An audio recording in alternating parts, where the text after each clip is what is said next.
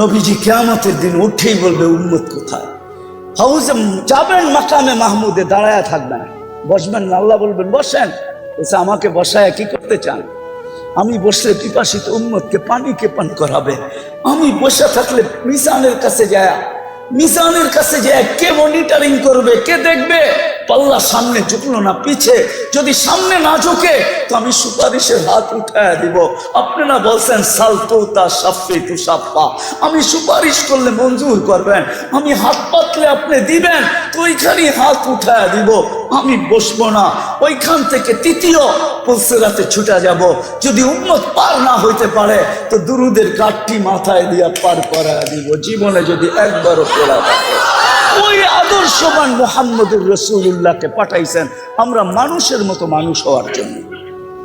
আমি তো এই জন্যই কাঁদি, এই বড় মজমার ভিতরে একজনও পাবো না।